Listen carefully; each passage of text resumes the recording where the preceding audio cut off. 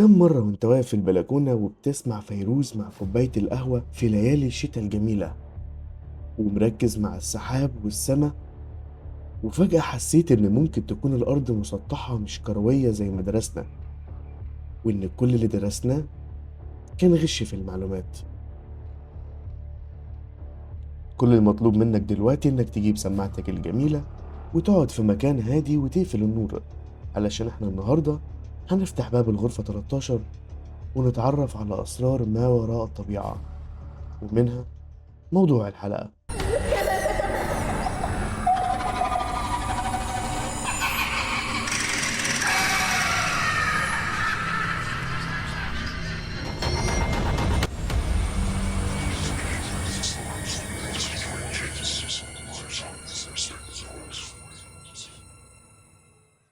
بص كده، مبدئيا في أكتر من نظرية في الفترة الأخيرة أكدت وبشكل كبير إن الأرض مسطحة مش كروية، وإن كمان مساحتها غير المتعرف عليها حاليا عند معظم البشر.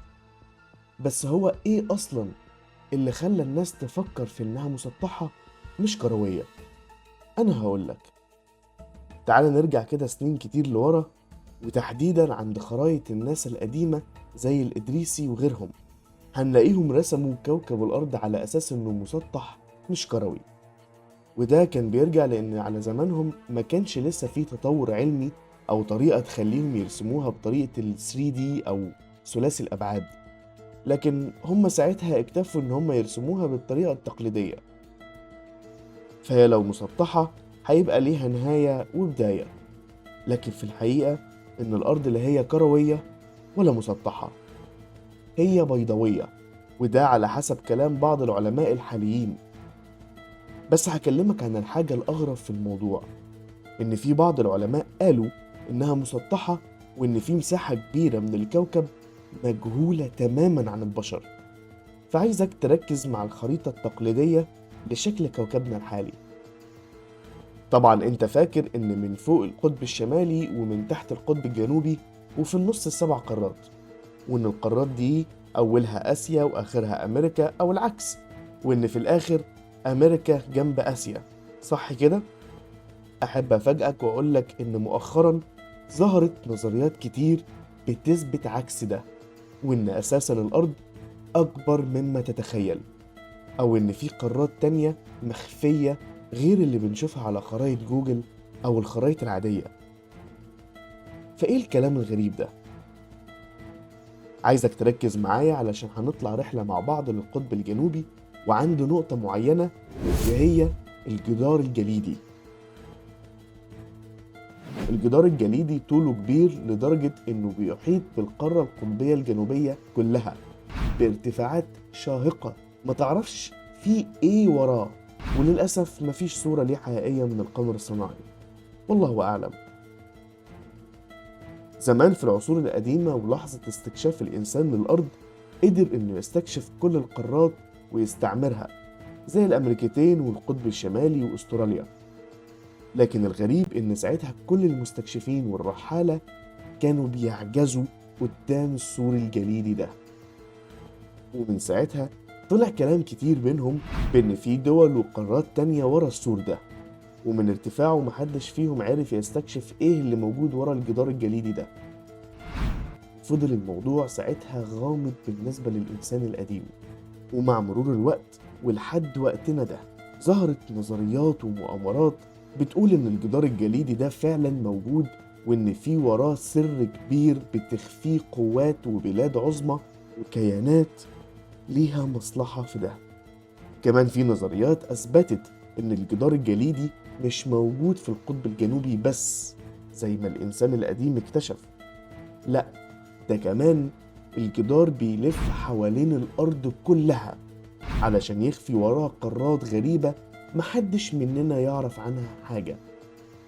وعلشان تتخيل معايا مدى الحجم الحقيقي للأرض، هوريلك صورة لخريطة قديمة وعايزك تتخيلها علشان هنستكشفها مع بعض.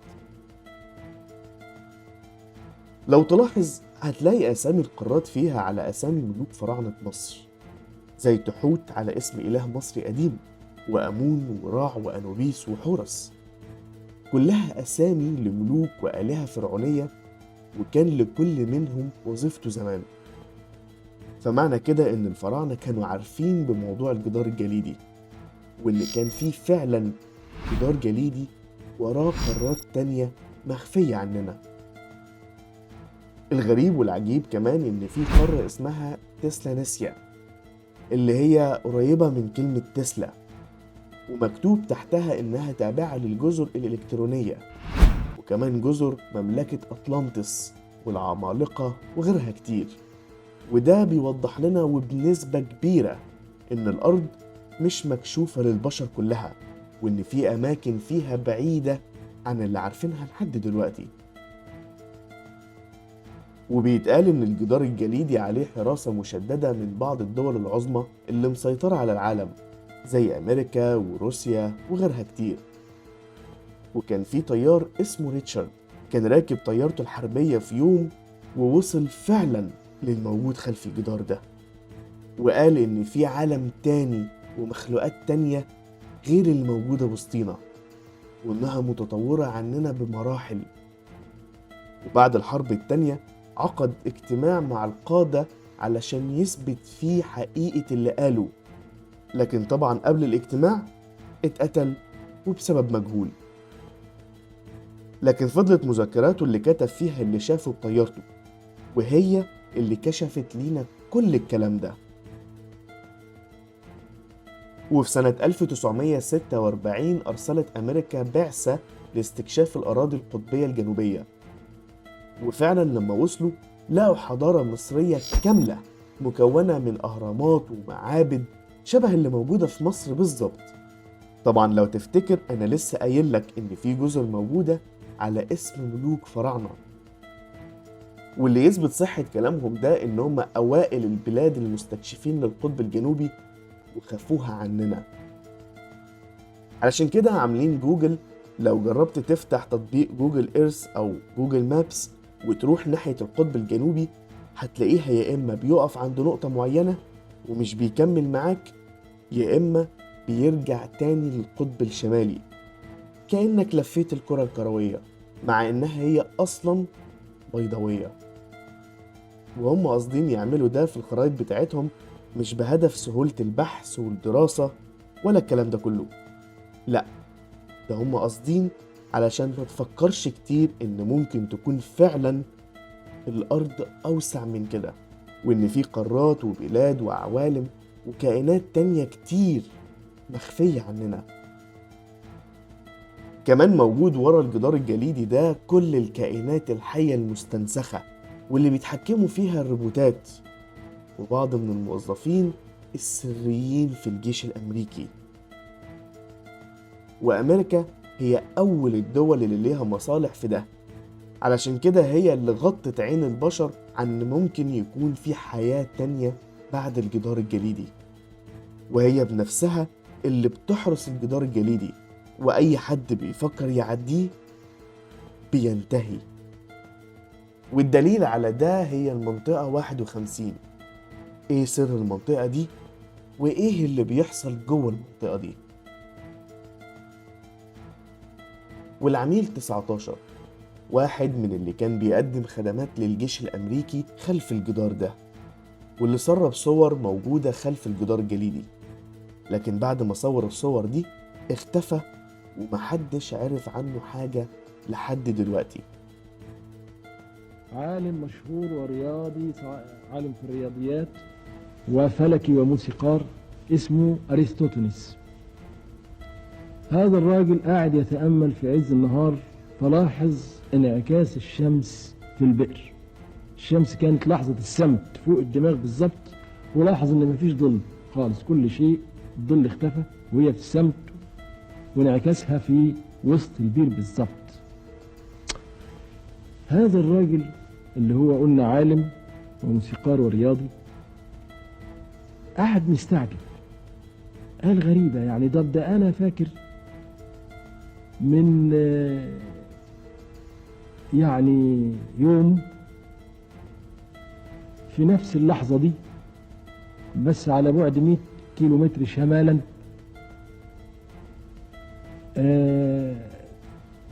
كانت الشمس في السمت، لكن كان في زاوية، كان في زاوية وفي ظل. فإزاي الله، إزاي هنا وأنا قاعد والشمس في السمت فوق راسي ومفيش ظل، والشمس جاية في نص البير بالظبط، ولو حطيت أي شجرة كده ما يبقاش لها ظل، بينما على بعد 100 كيلومتر شمالا وفي نفس الوقت في ظل وأشعة نازلة بزاوية، أشعة الشمس نازلة بزاوية. قال ده حاجة غريبة أوي. أولا لو كانت الأرض مسطحة ما يصحش إن يحصل فرق بين هنا وبين 100 كيلومتر شمالا، كان لازم لما تبقى الشمس في السمت فوق دماغي بالظبط هنا تبقى هناك برضه، لو كانت مسطحة يبقى هناك برضه في السمت برضه، ويبقى ما فيش ظل هنا وما فيش ظل هنا. إنما غريبة دلوقتي يبقى فيه هنا ما فيش ظل خالص والشمس في نص البير، بينما على بعد 100 كيلومتر شمالا أشعة الشمس نازلة بزاوية وفي ظل. دي حاجة ملهاش إلا تفسير واحد، إن الأرض ما هياش مسطحة، وإن مقوسة محدبة، وإنها في النهاية لابد إنها تكون كروية. وبسرعة راح جايب ورقة وقلم وقعد يحسب بناء على المسافة والزاوية، وطلع المحيط بتاع الأرض، أثبت كرويتها وحسب المحيط بتاع الكرة الأرضية. ما ينفعش الأرض تكون مسطحة زي الناس متخيلة، لكن هي الحقيقة أن الأرض كروية ولكن مساحتها أكبر مما نتخيل. مفيش حاجة اسمها أن الأرض قرص مسطح يطير في الهواء، الكلام ده مش صحيح. الخرائط القديمة فعلا لما تيجي تبص عليها هتلاقي خرائط الإدريسي أو الكلام ده كله بالظبط. الناس دي كان بيجيب لك القارات بشكل معين، ما كانش يقدر يعملها لك 3D، فهو اوريدي بيرسم لك الحاجات جنب بعضها، مش هيقدر يعملها لك في الشكل الكروي بتاعها. لكن هي مش كروية تماما، ولكنها واخدة الشكل البيضاوي أكتر. لما جينا قلنا أن هناك جدار جليدي عاملينه كمسمى، هو مش جدار، مش سور مبني، ولكن هي حدود، هم قالوا ان هي دي الحدود بتاعتنا اللي احنا ما نخطيهاش. بعدها هنلاقي الدب القطبي بقى والبطريق والكائنات دي كلها مش مهمه بالنسبه لنا في حاجه. الواقع ان ده ملوش علاقه اذا كانت الارض مسطحه ولا كرويه ولا مثلثه ولا مربعه. احنا كل اللي بنقوله ان في حدود، في حد فاصل عن جزء معين، سور وهمي هم عاملينه ان هي دي اخر الحدود بتاعتنا. طب بيعملوا ده ليه؟ بيعملوا ده لان اكيد عندهم موضوع مهم وأسرار مهمة في هذه المنطقة.